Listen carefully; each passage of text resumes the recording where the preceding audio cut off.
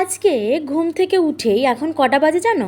5টা 10 থেকে ওই 15 মতো হবে। ঘুম থেকে উঠেই কিন্তু আমি চলে গেছি একদম আমার বাগানে। বাগানে গেছি একটা কারণেই, এই যে গাছটা তোমরা দেখতে পাচ্ছ, এই গাছটা না কেমন একটা যেন হয়েছিল, মানে কালকে বিকেলবেলা দেখেছিলাম। ওই জন্য আমি ভাবলাম যে বাগানে গিয়ে একটুখানি দেখে আসি যে আমার মানে ওই গাছটা কেমন আছে। ও মা, যথারীতি সেই ফুল গাছটা বেঁকে রয়েছে। তাই জন্য আমি ভাবলাম যে ফুল গাছের গোড়ায় তো একটা খুঁটি দেওয়াই যায় না। এটা যদি আমার বাড়ি হতো, অবশ্যই এটা আমার বাড়ি, কিন্তু জানোই তো আমাদের দুটো বাড়ি, মানে একটা বাবার বাড়ি একটা শ্বশুর বাড়ি, আমার কোনো বাড়ি নেই। তো তাহলে কিন্তু ওই যে খুঁটি বলো লাঠি বলো কোনো কিছু কিন্তু খুঁজে পাওয়ার কোনো প্রবলেম ছিল না, কিন্তু এখানে একটা লাঠি খুঁজে পেতে এত প্রবলেম। কোথায় পাবো করতে করতে একটা খুঁজে পেলাম, ওটাই দিয়ে দিলাম, কিন্তু ওটা দিতেই দেখলাম যে একটুখানি মোটা হয়ে গেছে। তার কিচ্ছু করার নেই, একটুখানি কি বলবো, তার নিচে একটুখানি ঠেকাঠুকি দিয়ে ওটাকে সোজা করে রাখলাম। এইভাবেই কিন্তু আমি আমার সকালটা ওইখান থেকে শুরু করে চলে এসেছি একদম নিচে। নিচে এসে আমি দেখতেই পেলে যে চাল নিয়ে নিলাম, অবশ্যই জামা কাপড় চেঞ্জ করে নিয়েছি, ভেবো না যে ওই জামাই আমি মানে ঘুম থেকে উঠেছি যে জামা কাপড় পরে ওই জামাই তো আর ধরবো না, তাই জন্য।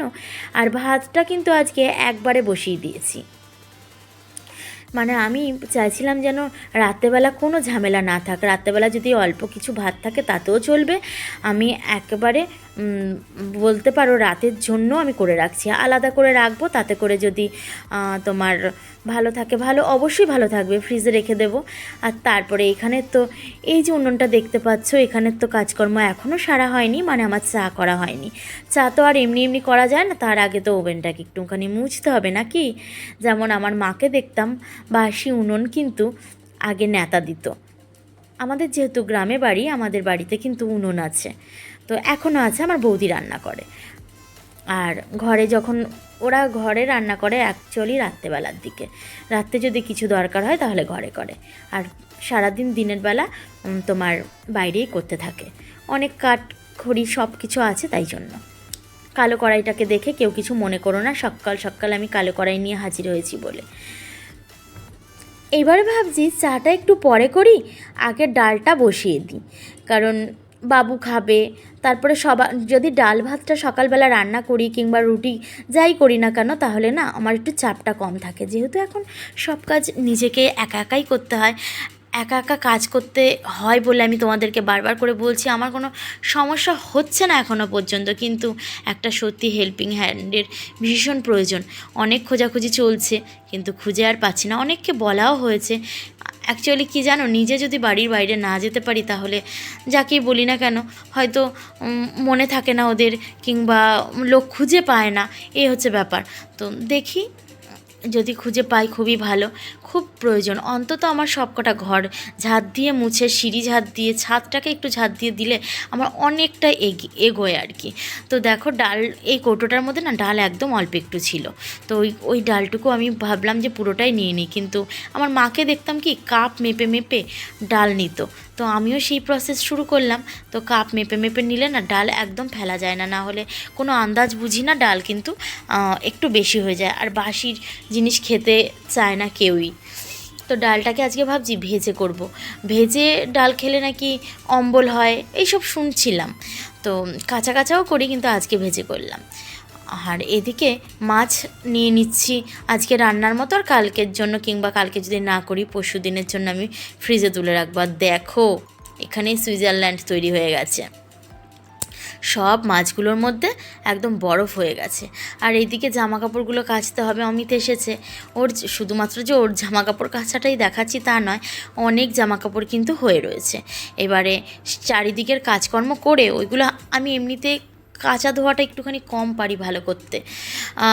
সব কাজই যে আমি মানে নিপুণভাবে করতে পারি তা নয়, কিন্তু কাচা ধোয়াটা আরও কম পারি, তাই জন্য এগুলোকে ওয়াশিং মেশিনে দিয়ে আমি কিন্তু আমার কাজে লেগে পড়লাম।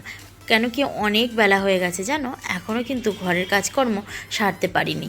আর আজকাল না অনেক বেলা হয়ে যায়, প্রায় 11টা বেজে যায় আমার বিছানা গোছাতে।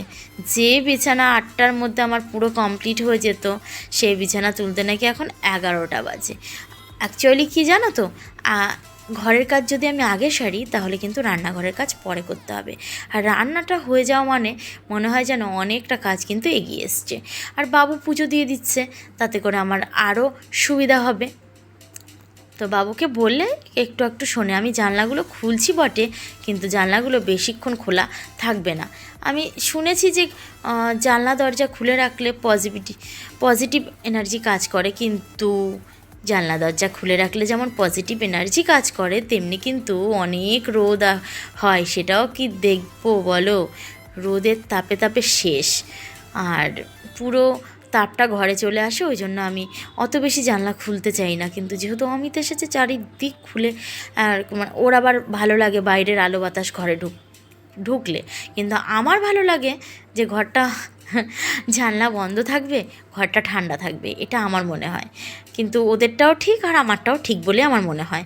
ওদেরটা ঠিক বলতে এই অর্থে ঠিক, অ্যাকচুয়ালি কী বলো তো, যে যখন যে কথাটা বলে সে কথাটাই তার কাছে অনেকটা প্রিয় বলে মনে হয়, মানে সত্যি বলে মনে হয় যে আমি এই কথাটা বলেছি এটাই ঠিক, আমি ও কথাটা বলেছি ওটাই ঠিক, কিন্তু সে নাও ঠিক হতে পারে, তাই না?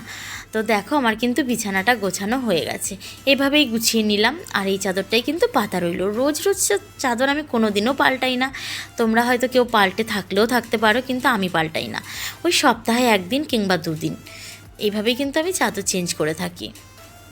আর এদিকে ড্রেসিং টেবিলটাও মোছা হয় না। বাড়ির এত চাপের মধ্যে আমার ড্রেসিং টেবিল, শোকেস, এই সমস্ত জিনিসগুলো যেগুলো রোজ রোজ মুছতে হতো, সেইগুলো কিন্তু মোছা প্রায় উঠেই গেছে আমার হাত থেকে। কি করব বলো, কোন দিক সামলাবো আমি? সবার জীবনের রুটিন কিন্তু সব সময় সমানভাবে চলে না। ওঠাপড়া তো লেগেই আছে, তেমনি আমাদের জীবনেও কিন্তু এখন এটাই হয়ে চলেছে। আর এই দেখো কোথায় চলে এসেছি, নিশ্চয়ই দেখে বুঝতে পারছো। আবারও হবে এক্সরে করার জন্যই চলে এসেছি এখানে। আজকে শুধু এক্সরে হবে তাই নয়, এক্সরে হবে, ইকো হবে, আর হবে ইসিজি। এই জিনিসগুলো আজকে হবে।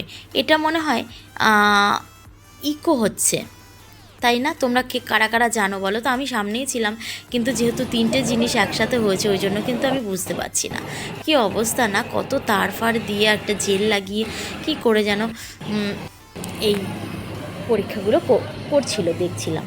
আর বিকেলবেলায় বাড়িতে এসে আবার আমি কি করছিলাম জানো? এই যে গাছগুলো যে ব্যালকনিতে আছে ওখানটায়, এই গাছের গোড়াগুলোতে একটু একটু করে মাটি দিতে হবে, তাই জন্য আমি এখানে মাটি দিয়ে দিচ্ছি। তাহলে না একটু রোদ উঠলেই গাছগুলো দেখলাম ঝুলে ঝুলে যাচ্ছে। তা আজকের ভিডিওটা কিন্তু একদম লাস্ট পর্যায়ে আমি চলে এসেছি। তোমরা কে কেমন আছো আর কার কেমন লাগলো আমার ভিডিওটা অবশ্যই কিন্তু জানাতে ভুল করো না, কেমন? তো আজকের মতো এই পর্যন্তই। আবার দেখা হবে অন্য একটা নতুন ভিডিওর সাথে। তার আগে বলে নিই যে তোমরা সবাই কিন্তু সাবধানে থেকো, সুস্থ থেকো, একে অন্যের পাশে জুড়ে থেকো, কেমন? চা চা।